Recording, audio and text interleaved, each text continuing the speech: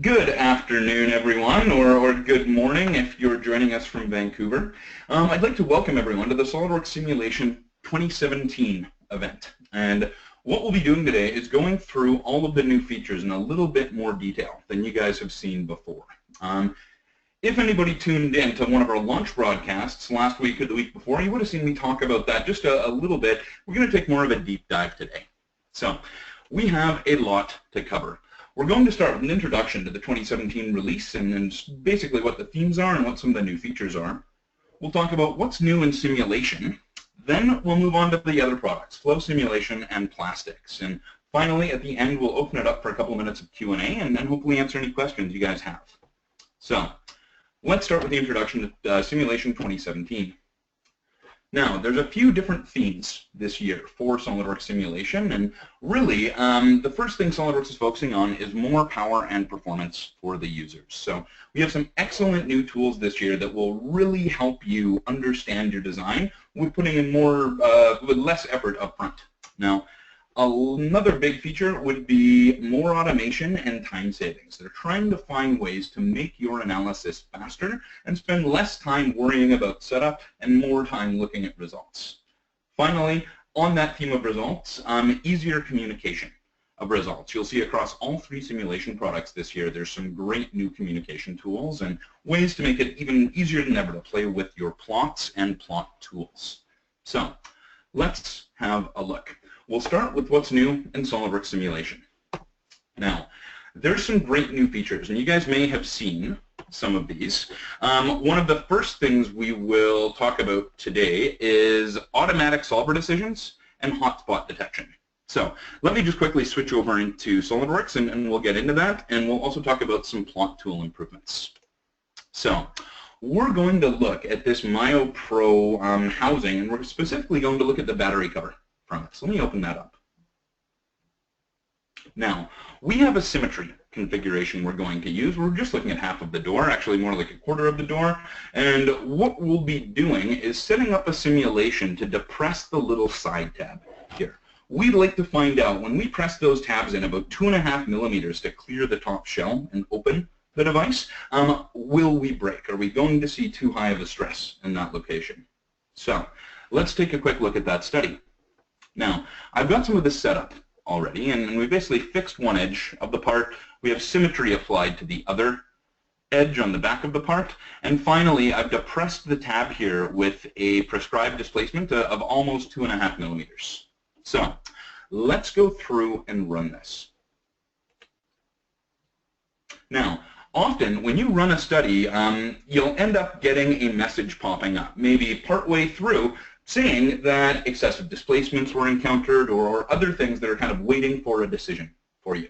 We have what we call the decision solver in SOLIDWORKS 2017. And what this is going to do, in this case, it's basically waiting for me to confirm, do I want to solve with large displacement or do I not want to solve with large displacement? Well, I'm going to go ahead and say, yes, I do want to solve with large displacement. But the nice thing is, SOLIDWORKS would automatically do that for me if I wasn't at my computer. If I'm out for lunch, it will automatically make that decision, keep the analysis running, and the nice thing is it logs all of the decisions it will make. So you'll always know exactly what's going on and then how your analysis was set up. So we'll let this finish solving here, and we'll take a look at the results. So we're almost on the third iteration of the large displacement study. And there we are. Let's have a look. So first thing I'll do, I'll quickly animate this, be able to see what happens. Let me slow that down a little bit for the web connection. So as this loads up, we see that clip depress like that. We see the stress building. We see very high stresses building up in the clip area itself. Well, let's talk about a few new tools we have this year. The first thing I'd like to mention is new plot tools in SOLIDWORKS. So what we can actually do is go into the plot here, and if I'd like to change any of my color parameters, I can now do it on the fly. If I'd like to reset my maximum color here, maybe bump that to 10 MPa, bump it up to 15, something like that. Instead, I can make those without having to go into my plot options. Now, I'll just bump that back to where it was. The other nice thing is I can set a color for values above my yield. And that's very easy. It's just clicking on the color swatch there, and if you'd like to change to a different color to make it a little bit more clear for what you're doing, yellow's not a great choice there, but why don't we go to something like even white? So you can see what's yielding, or I'm going to switch back to that nice hot pink color we had. Super high visibility, and we can set for anything that's yielding what that color would be. And it's actually not just yielding. That's basically a color above the max value that you select. So that doesn't necessarily have to be yield. You could set that to a user customizable value. Now, I do see very high stress down in that bottom edge of the tab. So one thing I might wonder, are those actually real stresses, or might they be stress hotspots in the design? And that's one of the other tools we've got this year in 2017, stress hotspot detection. So I can start this just in my results folder by going to a stress hotspot diagnostic. Now, what we can do, this is going to look at basically the highest stress regions in the model. There's a sensitivity factor here where you can actually adjust which stress value and MPa you'd like this set to.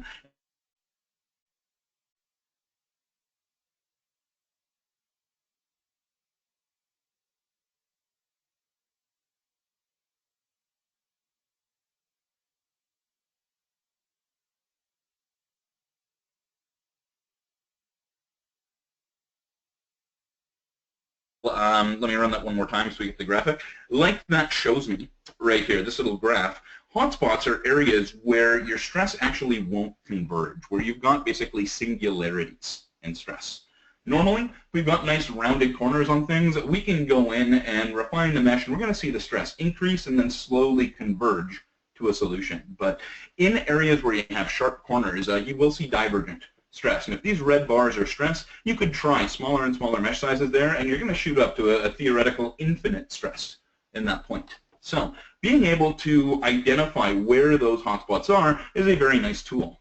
So looking at this now, it's showing me I've got some hotspots. I can see them in that little gray color down there. It's a little bit easier if I isolate these. So when I isolate the hotspots, I can actually see they're right down here along this sharp edge in the model. Now, in the real design, we would have a small fillet in that location. So in this case, we can ignore the hotspots. Now, what I'll do is click OK, and you get to keep that hotspot plot. You can come back to it at any time, just like any other plot in SOLIDWORKS. Now, while we're here, I'd like to show you guys a little bit more about the plot tools that we have. So let me just get this into a different orientation. Now, if I'd like to reset my color bars here, maybe bump it back to the automatic color scale or put in my own, I can do that very quickly with the first button. The second one will reset my color choice for values above yield. So that'll set it back to the default red. And of course, I can just click on it to change it. And finally, the very far right here, you'll see an annotation. And this is nice. How many times you start a study, you see a lot of red spots, and you go, where's the highest stress in the part? This will do it automatically without going into chart options. Where's my maximum stress value? And it's right back there near one of those hotspots. So there is a little bit on the plot tools. And I think all of these are going to be really nice enhancements. And I hope you guys are excited about them as I am. Now, talk about a little bit more here. We'll talk about automatic solver decisions. Whoops, sorry, we'll jump in a little bit. We'll talk about converting static studies to nonlinear studies. There's a new automatic tool for that. We'll talk about the intelligent solver switch for nonlinear design. And we'll also talk about a great new simulation display mode. And let me start by talking about the converting a static study to a nonlinear study. How many times have you created a study, you run it, and you find out that you're above yield? And really, to get an accurate idea of what the stress is there, maybe it's not just you're above yield, maybe you've got significant deformation, but there's a reason you need to switch to nonlinear. And once you do that, unfortunately, we can't just duplicate a study or copy and paste a lot of things into nonlinear. You've got to start from scratch and go in and set those up. Now, we can. We can actually convert a static study to another static study, or a nonlinear study, or a linear dynamic study. So let's have a look, because that's exactly what we're looking at in this case. The very high stresses in that part, combined with the fact we've got some pretty heavy deformation going on, some larger displacement at the bottom, means this would be much better suited to nonlinear. So how would I do that? Well, I can just right-click on my Study tab, and this new tool is called Copy Study. They've kind of merged this with the duplicate feature, but it's no longer just a duplicate. We now have some options. You'll see I can choose the source study I'd like to use. I can rename this, and I might call this nonlinear clip, something like that. You can choose the configuration.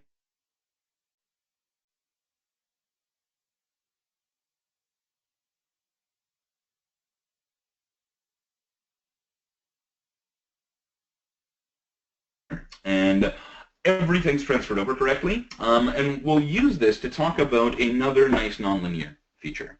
We've had automatic solver selection for linear studies for quite a while, and I think most of you guys use it. Our surveys show that most of our customers do use that auto solver selection.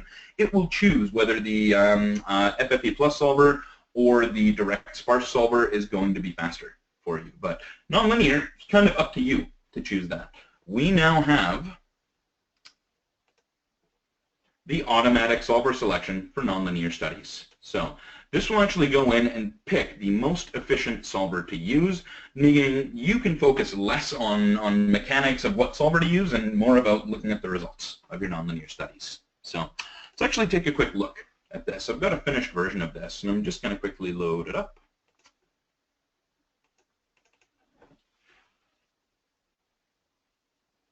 There we go. So quite a different stress result than what we saw last time on the model. And as I go in and animate this quickly, we'll see it go through, bend. We see the stresses developing, same location as last time, but a little bit different magnitude. So let's talk about comparing studies now. If I'd like to compare studies, I used to be able to compare different studies in the same configuration, even different configurations, but you could never compare between study types. Now you can. And what I can do here, I can go in and do a compare here. And I'm going to say, let's look at all studies in all configurations. And I'm going to compare the stress result from my nonlinear study to the stress result from my linear study.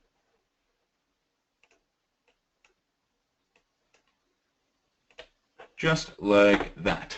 Now, some other options I have here, I can choose which chart options to use because the color scales might be different. You want to make sure you're comparing apples to apples. So what's red on one part is going to be what's red on another part.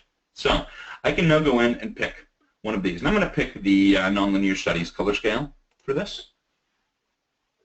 And you'll notice what happens. I can go in here and very quickly compare my nonlinear study to my linear study in this location and see where the stresses are. And you'll notice it's a nice synchronized view. I can zoom in and actually look at any spot I'd like to on both models very quickly like that. There are some options. If I'd like to break that synchronized view, I can do it with the little break sync tool here. If I turn that off, now they go back to being fully independent views. So great new stress comparison tools, and makes it easier than ever to compare your results and get those useful side-by-sides. So the final feature we'll look at in this model will be simulation display. Now, this I think you guys will like. I'm really excited about this one. I'm going to shut this down and go back to my top-level assembly.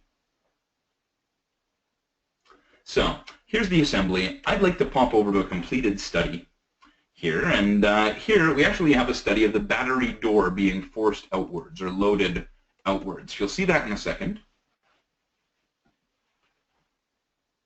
Just like that. So the simulation results look great. We've always had this option, or not always, but we had an option for a while to go in here and include excluded bodies from the part to show those excluded bodies that might not be part of the sim study. In this case, it's everything except the door. But look at the graphics. When we were back in the model, we had nice real view graphics, textures, everything looked good. Now we show the sim results, everything is pretty muted, faded, and black. Well, there is a new tool that's going to help with this, and it's called Simulation Display.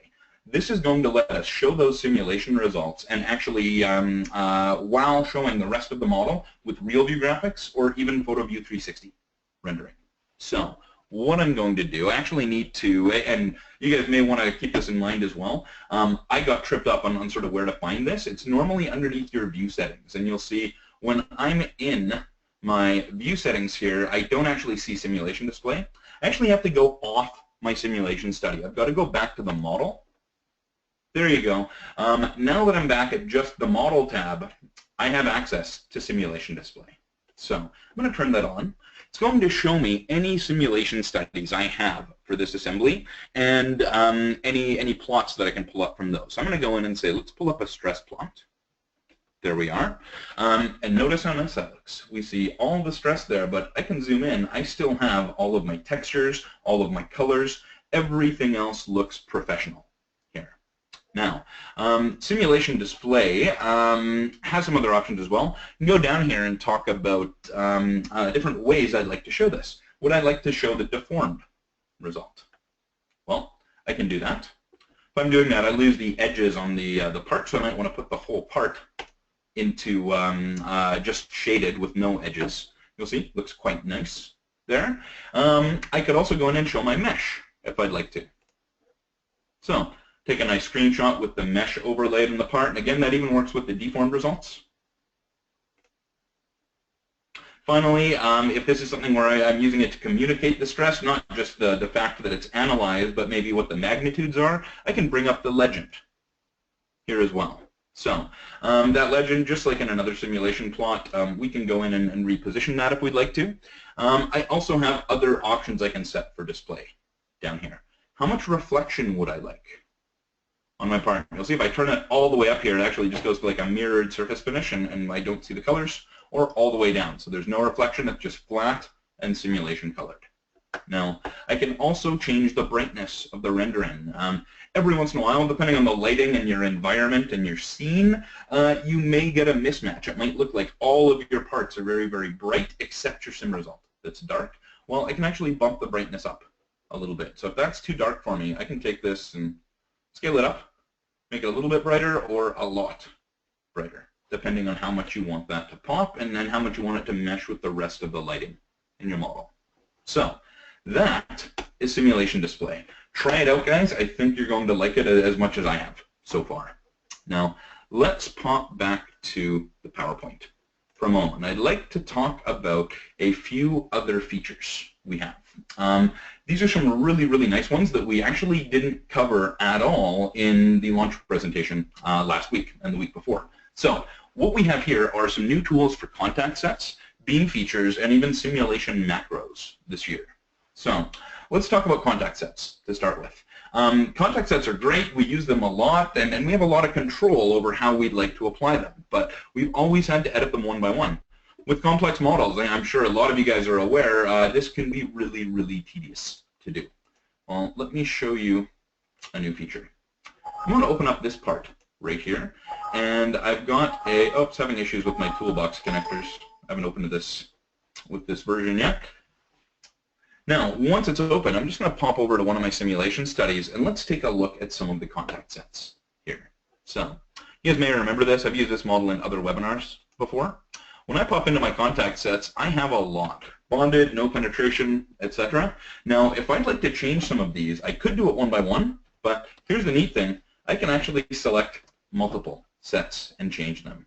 And you know, instead of selecting just 3 no penetration sets, why don't I grab a couple no penetrations and a couple of bonded sets, just to show you guys what we can do.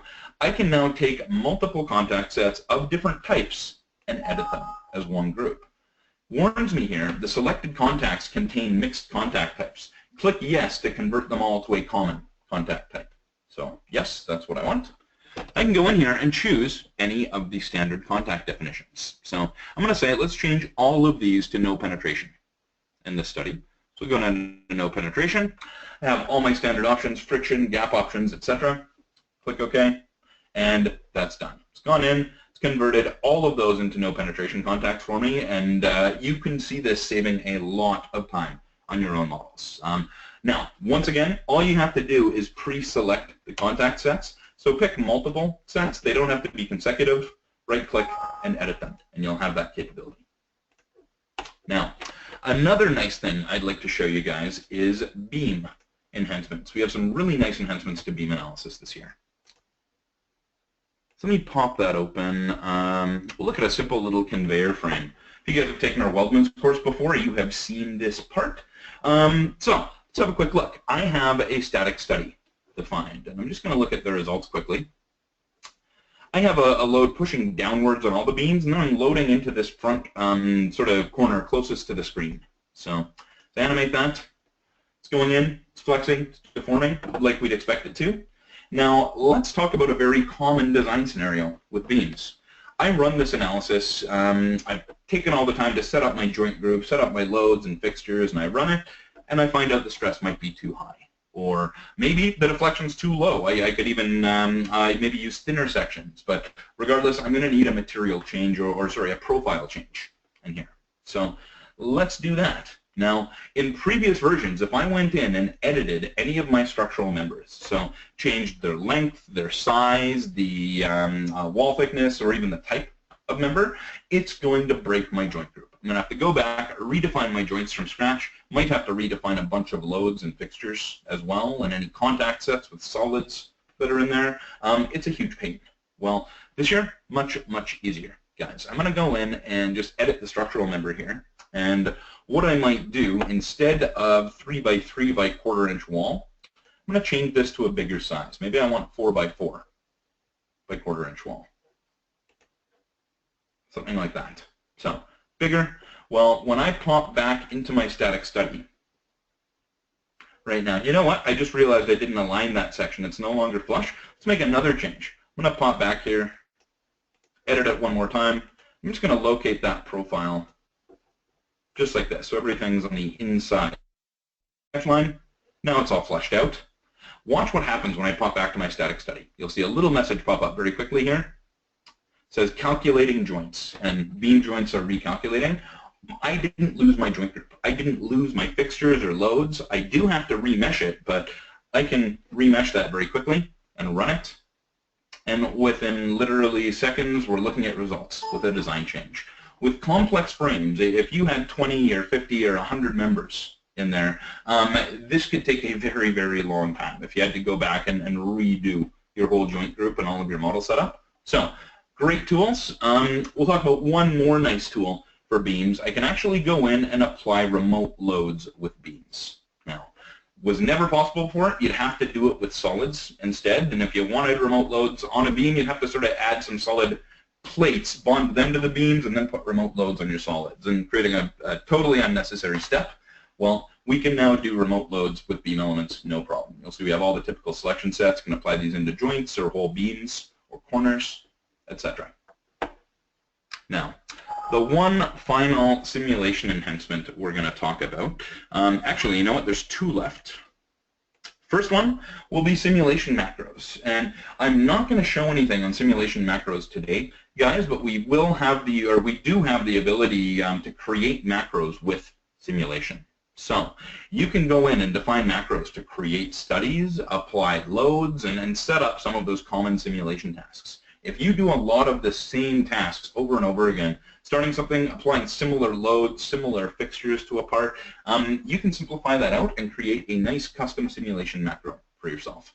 In fact, we'll be doing an upcoming webinar on this sometime in the next couple of months, and I'd like to show you guys how to do this in a little bit more detail. But for now, check out the help file. If you've done any macro creation, you'll have no problem with this. Just a little bit too detailed to get into right now.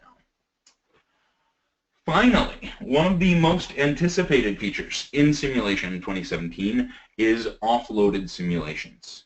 So we can now solve simulations on another computer than our own. Very easy to do, and you don't need a separate SOLIDWORKS license to do it. Now, how does this work? Well, it uses a new piece of software called the SOLIDWORKS Simulation Worker Agent. And you'll see the little dialogue up here on the screen saying this computer is an active worker agent and it's processing.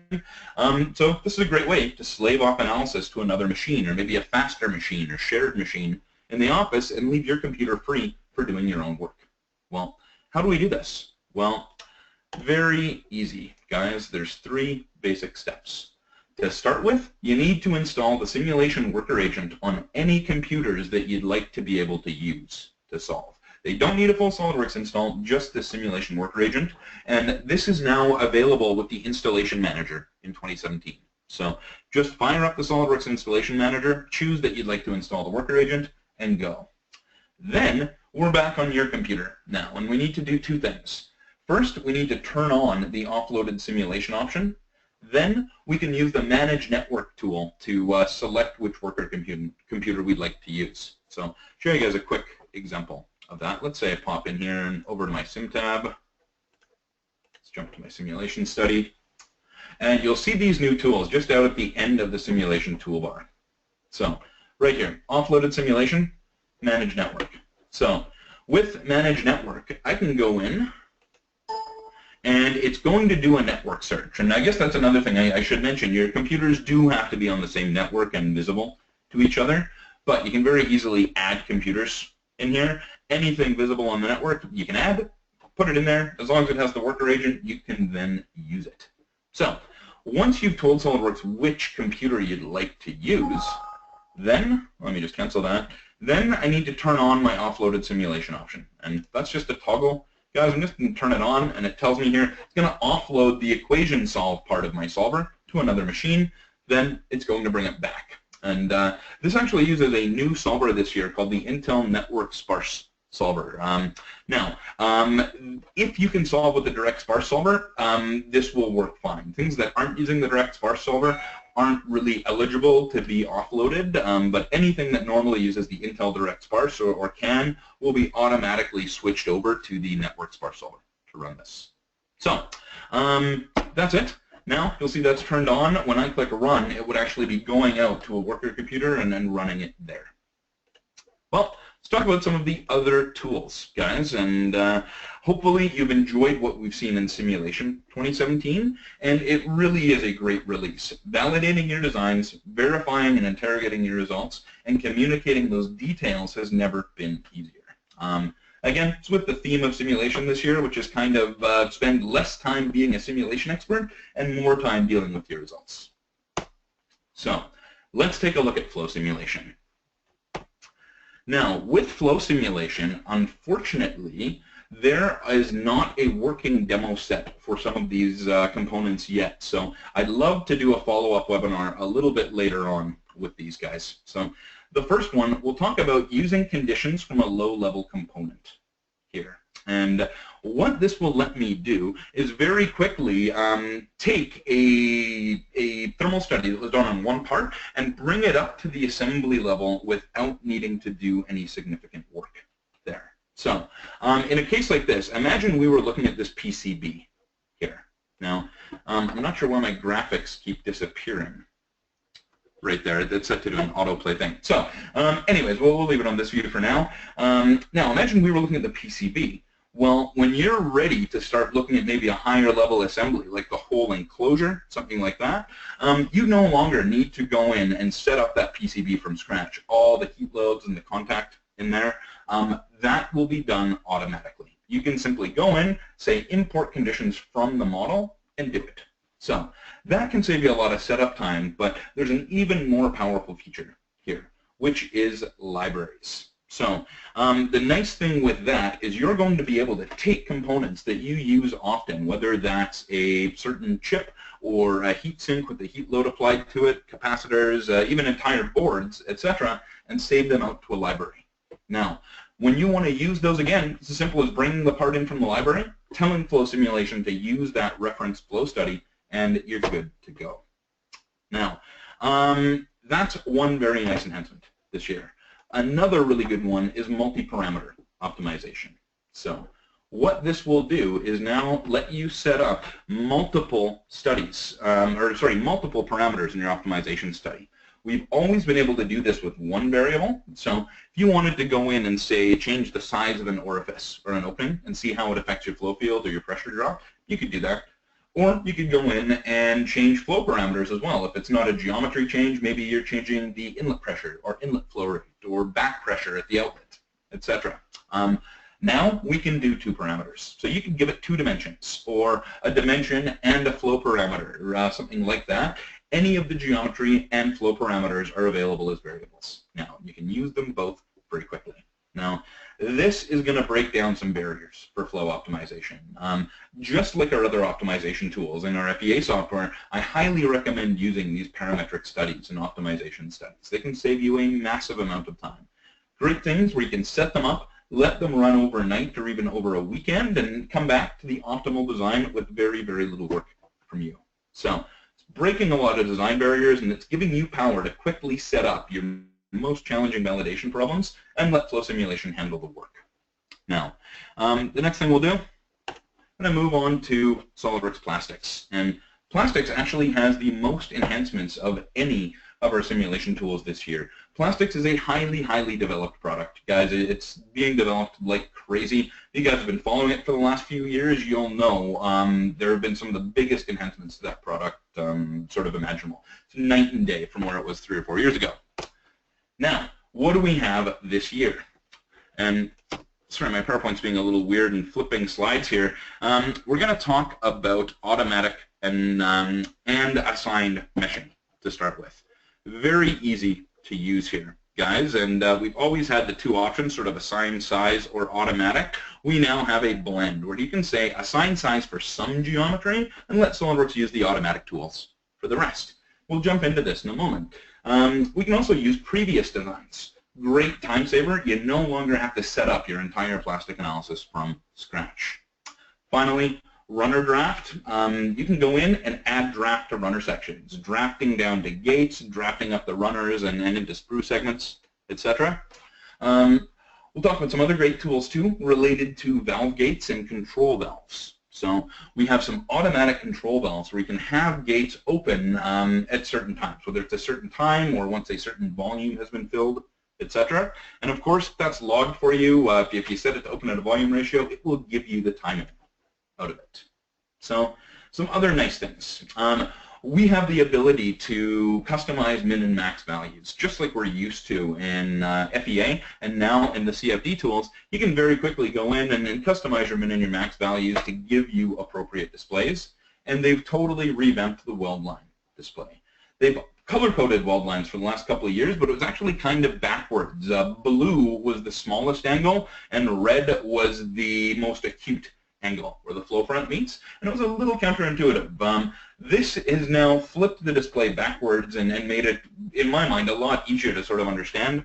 Red is where your flow front meets at small acute angles, and blue is where your flow front meets at large obtuse angles in the model. So you can very quickly see where you're likely to have problems and where those weld lines are probably going to be.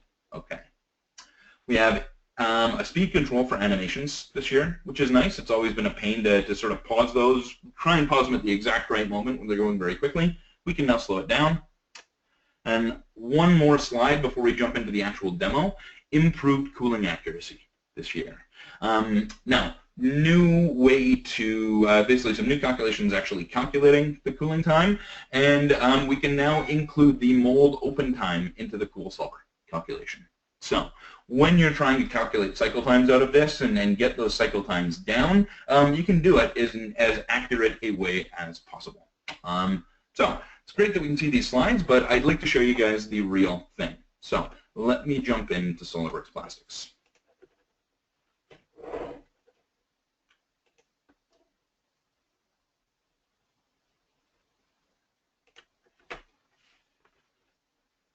I'm going to load up this model, and we'll see what's new in Plastics 2017. Well, to start with, let me switch over to my configuration manager for a second. You'll see something neat. I actually have derived configurations in here. Watch what happens when I click my Plastics tab. Well, all of a sudden, it's loading plastics information. If you noticed, it didn't actually do that. It didn't actually do that when I opened the part. And that's a great new enhancement this year. When you have plastic studies on a part, especially if you have multiple plastic studies, the load time can be very significant. You'll go to open up a part, and you wait 30 seconds for it to pull all that plastics data. Well, we now have a setting right here in the settings menu to load plastics data when the part is opened. So you'll notice this is off by default. So it means it's not actually loading the data when the part is opened. That's the out-of-the-box setting this year. it only actually loads those studies when you click on the plastics tab. So if you're opening up your model to make a quick change or check something out that's not plastics related, you don't need to suffer the time consequences of waiting for it. Now, we'll look at a few other things here, guys. Let me jump into a derived configuration. So I've got this new derived configuration, and we do support it this year. You can very easily use these derived configurations, so making it easier than ever to sort of keep track of your designs and keep them organized. Well, let's start a new study here. And what I'll do, I might start with a mesh and say, let's do a solid mesh on the part. Well, one quick thing you'll see here is the Use Previous Design option. If I'd like to, I can actually go in and use the features from my previous design and skip over all of that tedious manual setup. So it's going in here and reading the design from my previous setup there, and I can go in and use all of those same settings. But I'm actually going to take this opportunity to show you guys something a little bit different right now. I'd like to go in and look at my runner and cooling system design. So what we'll do, let's have a look at runner systems. And what I can do, let me just quickly show you, I can add draft to these very, very quickly. So how will I do that? Well, I'm going to start by going down here and say, let's use a draft angle. Now, I might actually start this runner, let's say 1.5 millimeters, and we'll put a 10-degree draft on it. And you'll notice SOLIDWORKS has actually turned on my selection filter for me, allowing me to select line segments very easily. Now, just using Control to select those right now, to select all three of those. And whoops, I turned off my draft there, so 1.5, 10 degrees, there we are. I'll assign those. So, nice little drafted gates. Now we'll go into the rest of the runner system, and you know, I might have some straight runners here. We'll go 3 millimeters for my vertical segments. Just like that. Maybe I'm going to step this up a little bit, and the next segment up, maybe we'll go to 5 millimeter segments. And assign those. And then finally, at the very last segment here, I'm going to add some draft again. I'm actually going to say, let's go to 7 millimeters, and let's do it with a 3-degree draft. And I'll just do that to that segment right there. So again, a more realistic runner system than you've been able to create previously in SOLIDWORKS Plastics, and you'll notice how easy it is. It's really very, very quick to do that. So now that we've done the runner system, let's talk about some of the new meshing enhancements in plastics. We'll step forward here and start meshing the cavity. And I mentioned earlier, we have this new automatic and assign size feature. So this is really the best of both worlds. All the power of automatic meshing and still being able to do mesh controls where you need it. Now, I'm going to do this. I'm going to go in and say, let's assign some mesh. And I might use a 0.5 millimeter elements. And I'm going to go down here and start picking where I'd like that mesh applied. And we'll rotate around a little bit to grab the rest of the faces. Might be missing one on the back. Yep, just like, we'll grab the bottom too. Once I have those, I just use the assign button. See, it's grabbed all those faces, and I can click OK. It's going to take me right back to my main meshing screen. So for the rest of the model, I can leave it with the automatic settings here. I'll say try and mesh this with 3 millimeter triangles. OK. You'll see how well that works. I have the automated meshing everywhere, so coarse elements in most of it. I get refinement around small regions, like you'll see here, and I have the extreme refinement where I've specified it manually down in here. So really nice tool. Now I'm going to speed through the rest of the mesh creation process here. So let's keep going. I'm going to use tetrahedral elements just because we'll get a bit of time savings out of that, and we'll go in and create the solid mesh right now. So while this is meshing, take some time and think about how you might be able to use these features on your own models. If you've been doing plastics design in the past and there were limitations related to mesh control or just tedium of setting up manual meshes, we can probably fix that now. So this is now done. We'll go in, we'll click OK, and we have the solid mesh defined. Now, as I click OK here, it's actually saving that data to my disk. And some people wonder why it kind of freezes there right after you exit the mesh settings. It's a pretty useful step. It's saving that information back to the disk, so it's all accessible to you next time you open up your model.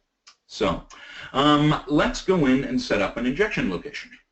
I'll go in, set a new injection location. I'm going to start this with a simple 10 millimeter gate right at the top of the runner system. Here, and I'll add that.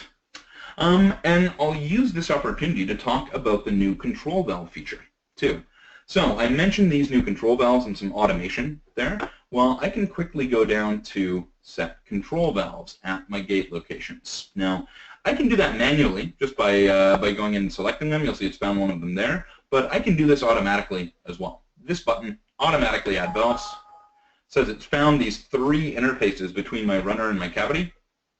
And there they go. You can see them marked at the bottom of all those runners. So I can see all of them in here. And the last thing I could do is I can actually go in and set opening and closing times for these valves. So if I go down here, I can tell SOLIDWORKS whether I'd like these to open at a specific fill volume, so when it's maybe 20% or 30% full.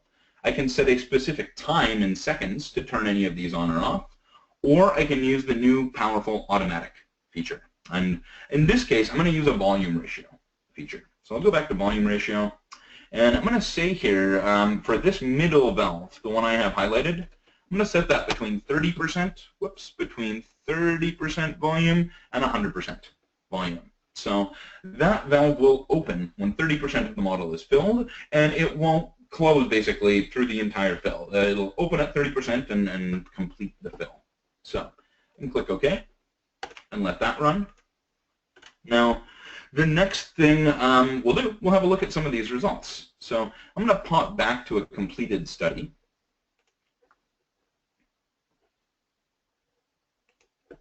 And we'll have a quick look at the, at the flow and pack results. So as this loads, the first thing we're going to notice when we try and fill this is the actual filling time and that control valve opening in the center. So let me just switch over here and I'll animate this. There you go. Picture's worth 1,000 words. That control valve isn't opening until the side runners have actually gone in and their side gates have filled a significant part of the cavity.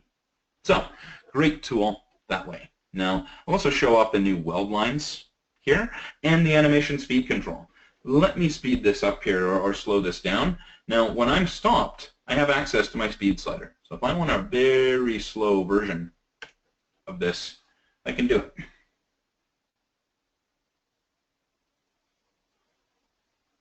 Conversely, if it's a slow fill and you'd like to speed it up, you can bump that speed slider up as well. Now, let's talk weld lines for a second. When we see some of the weld lines in here, we now get this extra detail with the color coding here. And you'll notice the color scale goes from these small acute angles, less than 1 degree, where the flow fronts would meet, where it's red, and up to about 150 degrees for blue. And again, that's the angle of the flow fronts as they meet in those weld line locations. Easier to interpret here, very quick to tell whether something is good or bad. So, those are some of the great enhancements in SOLIDWORKS Plastics 2017. And I'll just mention one more. Oh, I already did, the improved cooling accuracy here. We're not going to look at cooling today, but we may do that in a future webinar. We'll talk about the improved cooling system, and there's also a whole new cooling option that will actually let you calculate cooling with a sort of rudimentary CFD in there. And what you can do, you can look at multiple inlets and outlets, dead ends in the flow, etc., and still get accurate cooling analysis. So with that, that concludes our presentation. today. We've talked about the great new features in simulation, the great new features in flow, and we've seen the new features in plastics as well. Well, hopefully you found this valuable, and it's going to make your jump into 2017 a little bit easier with simulation. You'll kind of know what's out there and how to get started using it. Of course, please feel free to contact me whenever you'd like with your simulation questions, problems, just to generally talk about simulation. You can probably tell I enjoy talking about it. My contact information is up at the top of the screen. There, feel free to email me. It's just first name, last name at javelin-tech.com, or call any of our office lines across Canada, and I'm at extension 270.